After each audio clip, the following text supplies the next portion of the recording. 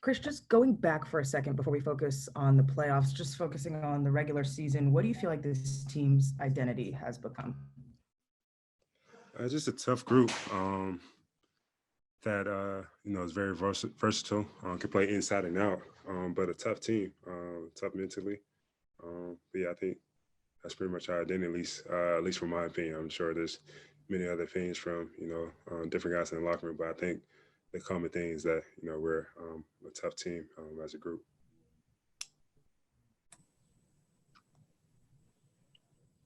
So are you still there? And then leading up to the end of the regular season, you all were consistent with your. All right, let's go to Eric Name. Oh, okay, sorry. Chris, just for you, you've been in a situation where you've played the same team in like consecutive postseasons with the Celtics. Kind of what does that do just playing a team that often? Like, do you really feel like where you're like, yeah, I know this team, kind of what they want to do, kind of know their tendencies and stuff like that? Or do teams change so much that doesn't really end up mattering? I think teams change way too much. With the Boston team that we faced, they were a completely different team. Well, they had one main guy that they switched out. And then with us, we had a whole different team, whole different lineup. I think this year is the same with both teams. We're completely new teams as far as compared to last year. So you can't really take into account really if the past matchups and stuff like that. They beat us last year, and the same thing with Boston. They beat us the year before. For you, often when you guys have had the heat, you've been chasing Duncan Robinson around. What is that challenge kind of like for you to be as involved as you are offensively, and then defensively, rather than playing help defense, it's top blocking or just chasing them around screens and doing all that? It's a tough job. He does a great job moving without the ball, using the screens the right way. You can't cheat. You gotta try to stay locked into him because he's such a great shooter on the move and spot up. Yeah. And then I guess you guys didn't get to see Jimmy Butler at all this year, but you did get to see Bam in a number of those games. Just how have you seen him grow kind of over the years? I know last postseason is kind of like his coming out party for people to realize just how good he can be on both ends of the ball. But just what have you seen from him getting even better this year? He's improved, definitely. That's what it's all about, especially with a young player. You want to improve each year that you're in the league, and he's done that. He's been a big part of what they do over there for the Heat. He's a very talented big that does a lot of things for them. Steve McGargy. I'm just wondering, obviously y'all have spoken about Drew at the start of the year when y'all acquired him. What's the biggest thing you learned about him as a teammate that maybe you didn't know about him from an opponent's perspective going into the season? What's the biggest thing you discovered about him? To be simple, man, just how good he is at so many different things. Creating for himself and others, being able to score, being able to dish, being able to guard, being able to rebound, the steals, everything. I knew he's a good and complete player, but I didn't know he was this good. And also, just where do you think y'all are heading into the postseason, and how do you feel about where y'all are compared to maybe the last couple of years when y'all came in as the number one overall seed? I feel great about where we're at. You always want to be trying to play your best basketball at this point. And I think we're right there. If not there, we're close to it. Darius Joshua. Hey, Chris, is it kind of a challenge where of the three meetings you had with Miami, the two of them were so early in the season, and then obviously in all three, they didn't have Jimmy Butler? Does that kind of make it a challenge of looking back at those games and trying to gain something from it where they'll be pretty different with obviously Jimmy in the lineup? Not really. I mean, Jimmy is a big part of what they do over there also. But for the most part, they have most of their guys. The two games early in the season had different guys that they don't have anymore. And different guys are playing. But with that last game we just played, the only guy was missing, I think, was maybe Jimmy. So, I mean, he's a handful. He's a great player. He does a lot for his team. But, we're still confident with the guys that we have. And then this week off obviously is the longest time you guys have had off other than the All-Star break. Is it kind of nice to kick your feet up and maybe get a little playoff appetizer with the play-in games tonight and just kind of watch those? For sure, it feels good. Definitely to get a couple of days off in between games now to gear up and get ready for the playoffs. I'm definitely excited to watch these games tonight and tomorrow. I know for fans, they're definitely excited. I'm just glad we're not on this side, that side of the playing game right now. But I'm sure there'll be great games, entertaining for the fans. Kevin O'Connor. Hey, Khris. All season long, you guys have experimented with a bunch of different defenses, including switching a whole lot more. With the playoffs coming up, I'm just curious, as you look back, how valuable has all the experimentation been to get so many different reps playing different styles on defense? I think it's great. I mean, that's what you want to do. You want to be able to experiment, see what our team is good at, what we can, go to one thing doesn't work, be able to counter. But I think that definitely prepares us to for the playoffs, be able to give teams different looks. Like I said, be able to switch it up. This one thing isn't, going the way we want it to go. It changed up the look, changed up our schemes. I think it's great. Do you feel like as a player you approached games a little bit differently during the regular season, knowing like that experimentation was part of the process of preparation for the playoffs? No, I mean, every night we go out there, get ready to win. We let the coach and the coaches, do their game plan and scheming wise best players. We just try to follow the game plan, but go out there and win no matter what. Jim Ozarski. Hey, Khris, I've actually just to follow up on that. I mean, back in early December when this all started, you and Giannis had talked about that, like being able to have that ability. As this playoff started, you look back at all you guys did and tried to do. I don't know. Are you ready for it, I guess, in that way? Like, do you feel like you've got enough reps and are comfortable enough with the zones and the switching and the ability to kind of do it on a dime, if you will, as you go forward? I know that was, being the goal, I guess, to start the year. Yeah. I mean, I think that's just a simple way to put it. Yes. I am ready. I hope we are ready as a team. Curious on your point of view with Giannis. He was pretty methodical and, he talked a lot about the things he was trying to do this year to expand his game. I think after the Brooklyn game, he said that's the player he wants to be: 3 points, mid-range, all that stuff. How did you see him, I guess, add to his game or grow in that way, being willing to experiment, put himself in different situations, I guess, to succeed or fail, to be better at this point? I guess, how did you kind of see him go through that this year? I think you guys should see it, during the games, but we see him in many hours. He's been on the court watching film, trying to learn about the game, trying to make himself better. So I've been saying it for years. It's really no surprise to see how great he's become because he's always put the work in. All right, one more to Martenzi Johnson. All right, Khris. I feel like if you ask any Bucks fan or anyone who watches basketball, would you all playing the Heat again, it would inevitably go back to last season and you all losing in 5. But for the players, what effect, if any, did last year's loss have on you all and how you prepare for this year? None. We're a total new team. We got a couple main guys left from last year, but it's a whole new team. They have no idea what happened last year except for what they saw on TV. Thank you. Thanks, Khris. Appreciate it. I know you've got 3-4 days left of it, but what does it kind of mean, I guess? Is it good to get some rest, but also some practice? It's definitely a different thing for you guys.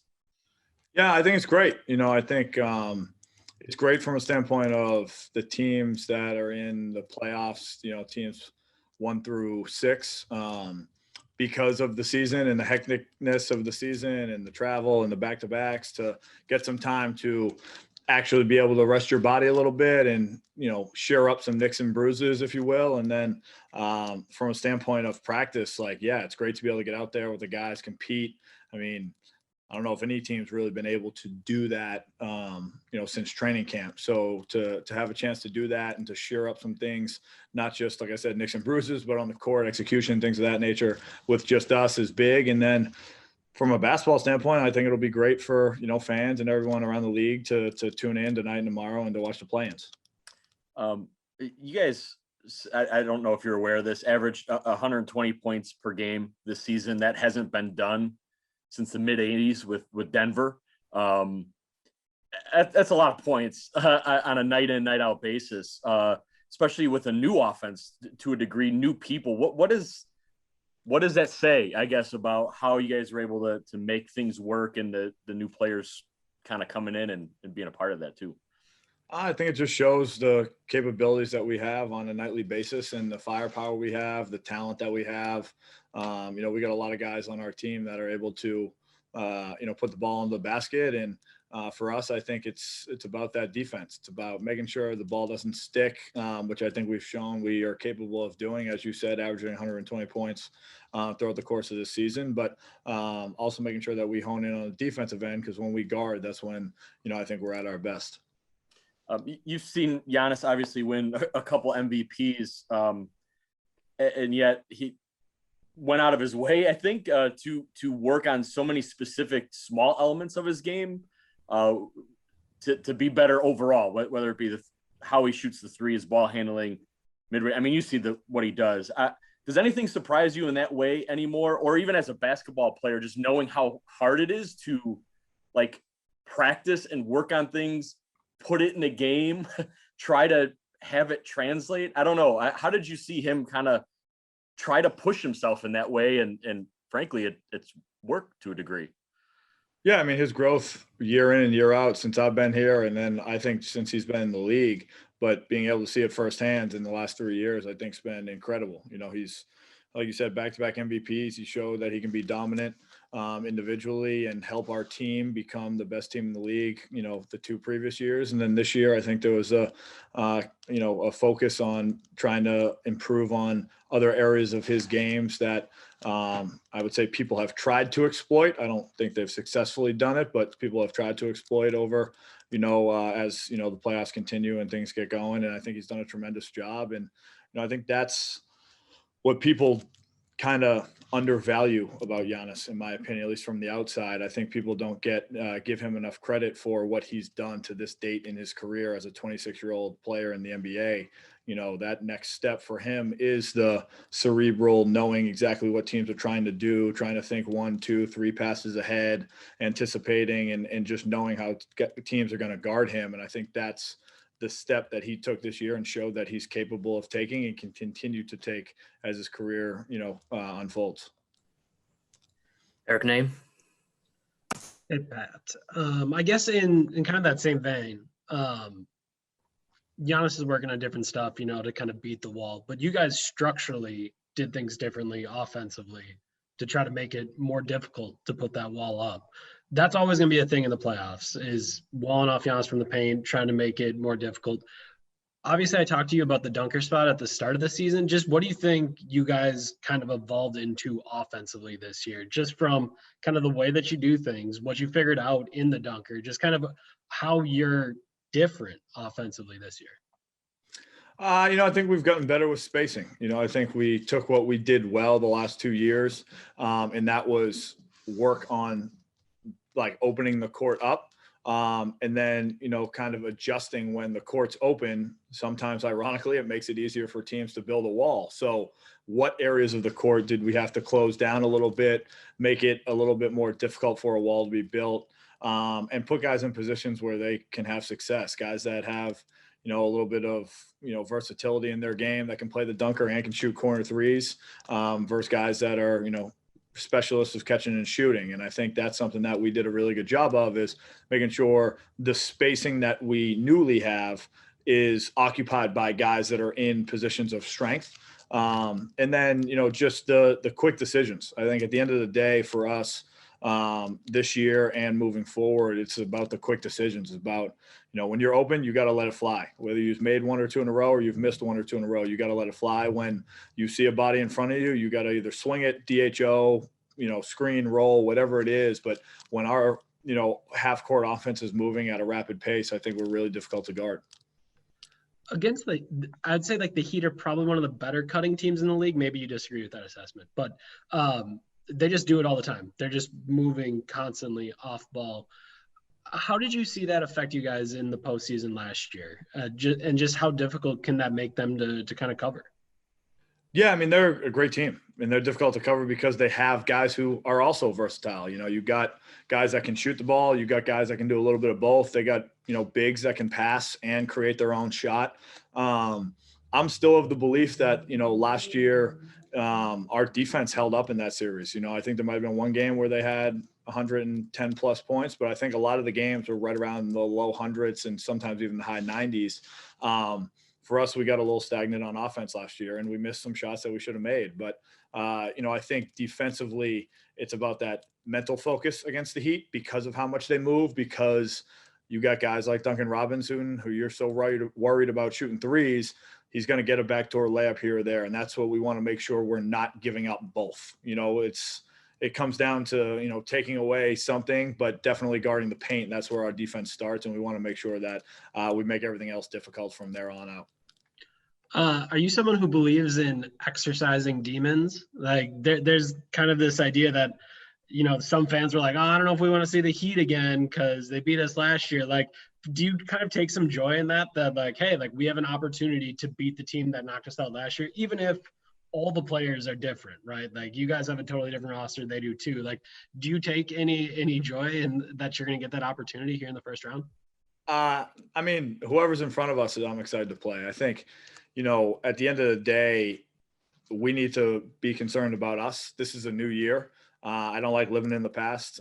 So will it be somewhat of a fun task to play a team that, knocked us out in the second round last year?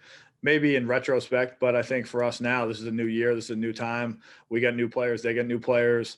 We're not in a bubble. Like there's so many different things that are going on. I think it didn't really matter who the team was that's going to be in front of us. We have a job to do, and that's kind of what we're here to do. Steve McGargy. Just wondering, you were an opponent against Drew Holiday in a playoff series before that Pelicans-Blazers series from a few years back. Just from your perspective, not to bring up the past again, but what kind of difference can his game make in a playoff setting? How suited is his game for this type of form for the postseason? Extremely. We were a 3 seed, they were a 6 seed, and they swept us. To Eric's point, not to live in the past, I still have nightmares about that series. But, Drew, he's an incredible player. The thing that Drew does is he plays both sides of the ball at an exceptionally high level. I remember that series pretty vividly. I think there was a play in game 2 or game 1 or game 2 in Portland where we were down by 3. We were trying to get a 3. I ended up slipping to have a open layup, and I tried to get it off the glass quick, and he quick jumps from behind, and he got a tip on it, he got a block, and I kind of sealed that game for him. And I think, his ability to control the game offensively, always be in control in the offense of, attack mode, but then defensively to take away, another team's best player. That's what playoff basketball is. You have to execute offensively. You have to be in control. You can't turn the ball over. And then on defense, you got to make it as hard as you can for the other team. And, he's a guy that, really exemplifies that. Great. Thanks, Pat. Appreciate it. Thanks, guys. Hey, Coach, obviously the 3 matchups with the Heat, the 2 coming so early in the season, and then all 3 without Jimmy Butler. Is it hard to gain kind of a sense of what this team, this version of the Heat is, kind of when you're looking at the film? We all have a great feel for, their group, their team.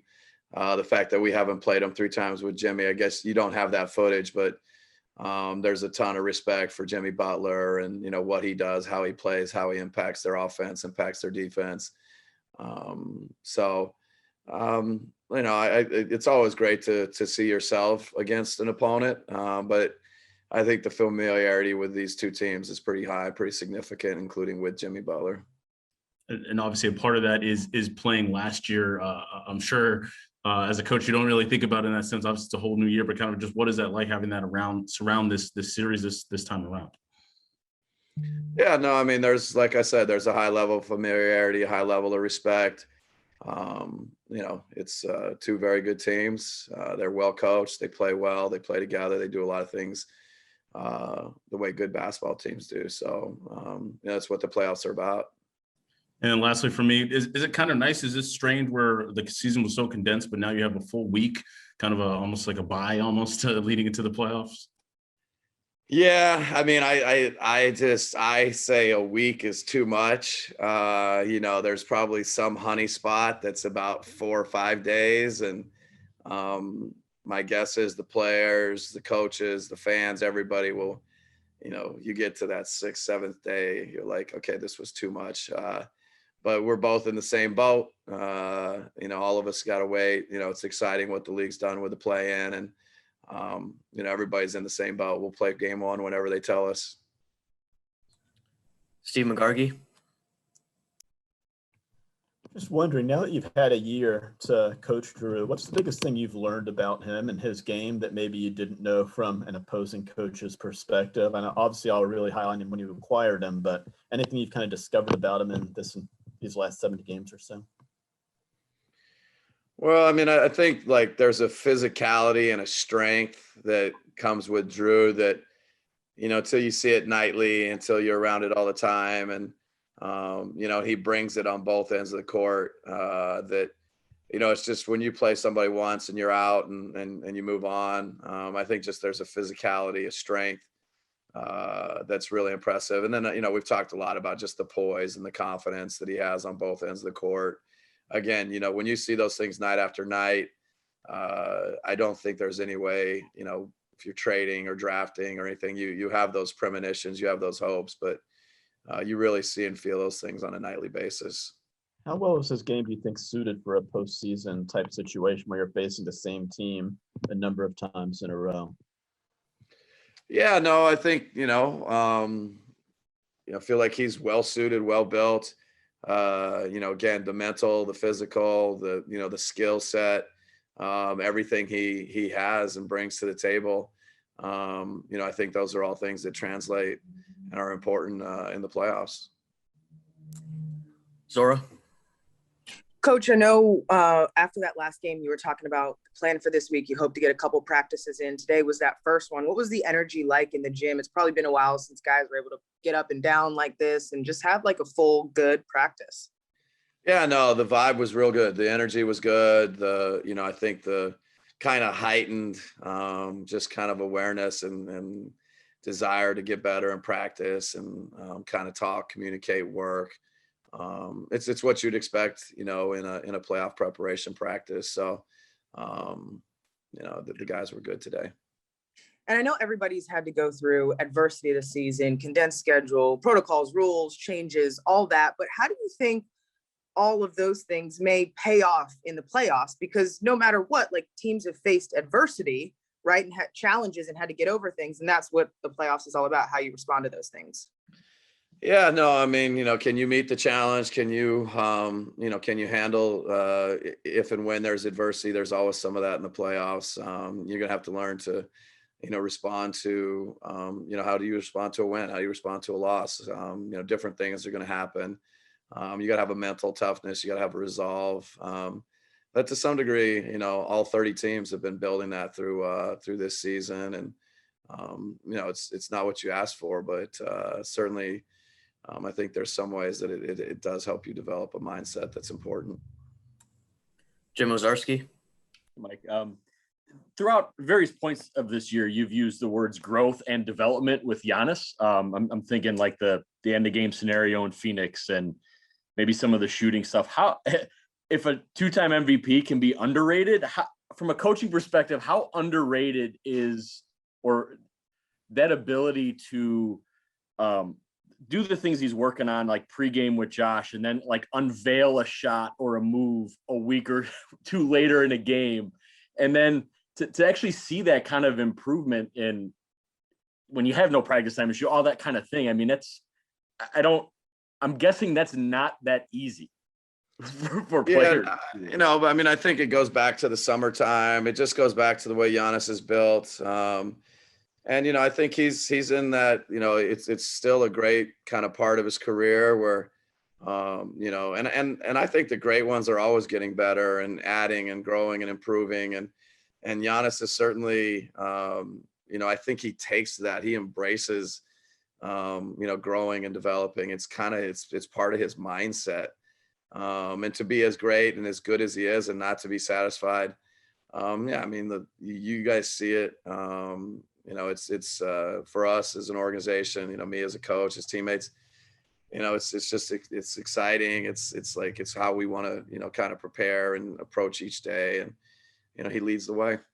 The nature of this game obviously is guys like that. He's going to have a lot of attention, both from your opponents and people like ourselves. How do you think he's maybe grown in that way in the last couple of years in terms of that sort of spotlight where, it's not just a wall or maybe teams trying to foul him late on the court, but there's also is he doing the right thing, so to speak? How is the free throw shooting? Can he make a pressure shot in that way? Like, how have you seen him adapt to that sort of microscope and pressure of sort of his status, but playoff basketball, that type of thing? Yeah, I think, mentally, I think he just continues to grow, get, tougher, but also at the same time, better understand, all the things that go into winning and the different ways he can impact the game. And, being, more diversified, more multidimensional. And so I think, he individually has grown, us as a group has grown, but, now we'll be tested. And, I think he looks forward to that. And, certainly we also. Sorry about that. Finally, he ran away. So hopefully that's it. Along those lines, he has had the end of game scenario, whether it's Phoenix or some of the other games where he's had that shot, right? Or like, I know the free throw routine has changed since Boston, but he's been in that scenario where teams have fouled him or tried to. How do you feel about, I guess, the mechanics there for him, whether with the free throw routine, so to speak, and that time, and then also, him just sort of being in that spot to maybe have to take the game-winning shot, if need be? Yeah, no, I think great. I think the confidence with Giannis just continues to grow, and he's just I think the ball in his hands is always a good thing, including him shooting free throws, him shooting whatever shot he gets to and takes. Just it's important for us, and he's going to be in that spot, and we believe in him, and he's going to take them and make them, and or he doesn't. Not every player makes every shot the greatest. I guess we just had the Hall of Fame weekend. My guess is those guys did not go 100% from the field. So, but the work and the time and the effort that Giannis has put in, and the belief in him is it's just there. Thank you, Bud. Yep. Thank you, guys.